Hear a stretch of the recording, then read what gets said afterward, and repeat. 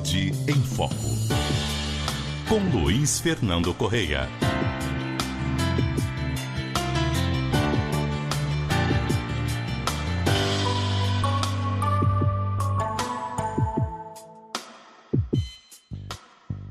Muito bom dia, doutor Luiz Fernando Correia.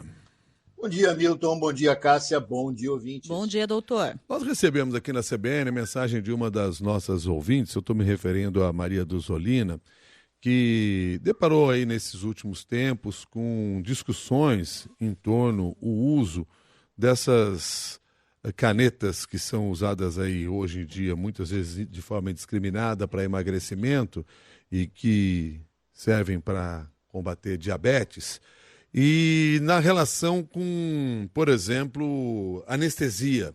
Ela disse que acompanhou uma amiga que foi ao hospital, aí o médico e o anestesista estavam discutindo se podia, se não podia. O anestesista que não queria fazer anestesia porque ela estava fazendo tratamento com isso. Depois ela mesma passou por algo parecido. Aí ficou na dúvida, disse assim, me dê uma resposta aí, o que a gente tem que olhar nessa questão? E aí, claro que quando a gente pensa numa resposta na área da saúde, chamamos o doutor Luiz Fernando Correia para isso.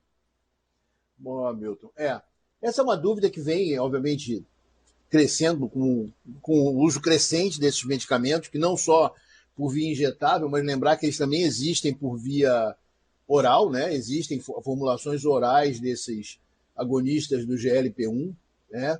Como semaglutida, liraglutida, a tirzepatida, que também, além do GLP-1, atua sobre outro receptor. Mas eles revolucionaram o tratamento do diabetes, da obesidade. Mas, para anestesia, eles eram um desafio. Por quê? Essas medicações, Milton, eles retardam o esvaziamento do estômago.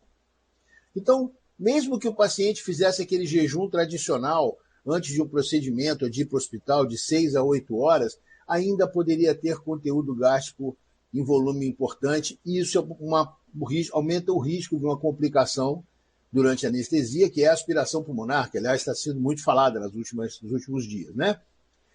Então, o que aconteceu? Em 2023, as sociedades internacionais tiveram uma reação bastante conservadora inicialmente, ou seja, suspensão desses medicamentos uma semana antes de cirurgias, pelo menos.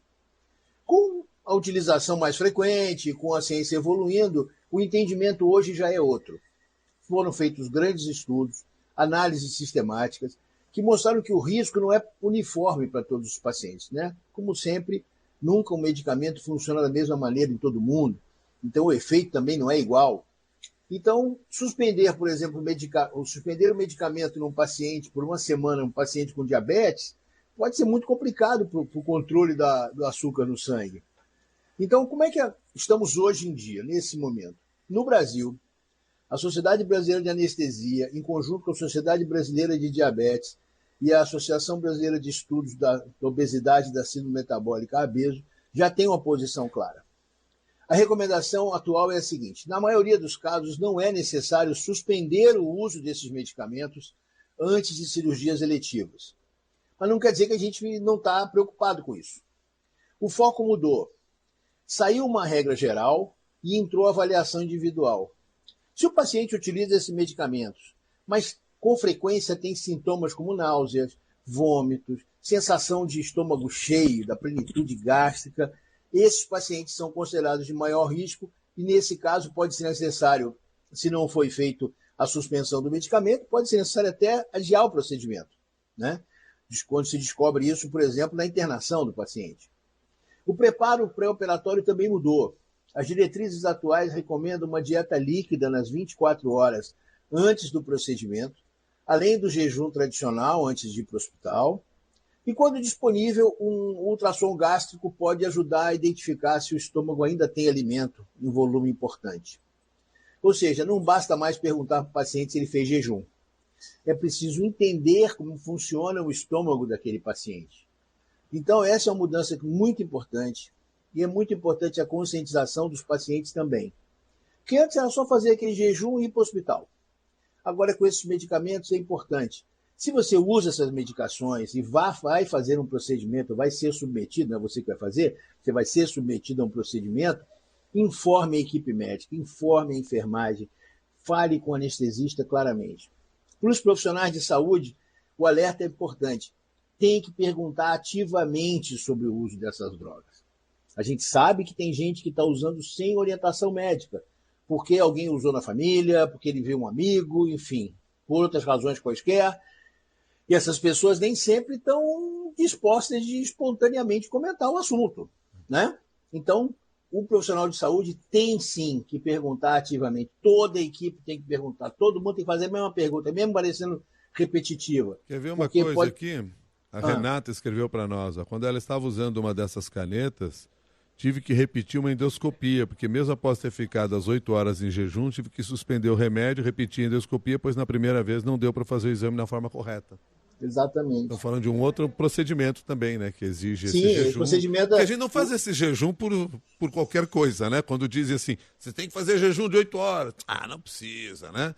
Não é por isso, assim. A gente tem essa regra por motivos óbvios aí. Né? O risco é esse, quer dizer, na endoscopia o exame não vai ser eficaz porque o estômago não está vazio, não vai conseguir ser analisado pelo endoscopista.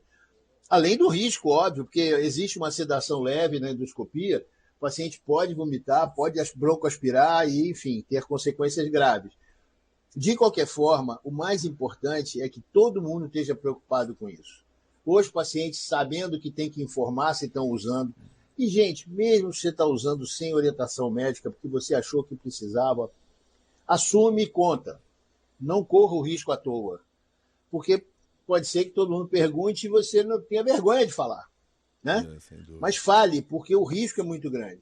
Então a questão é avaliar o risco pessoal, conhecendo a história desse paciente, adaptar o preparo para cada paciente, individualizar a anestesia. E esse é o padrão atual com relação a esse problema, Milton. Muito obrigado, doutor Luiz Fernando Correia. Bom dia para vocês.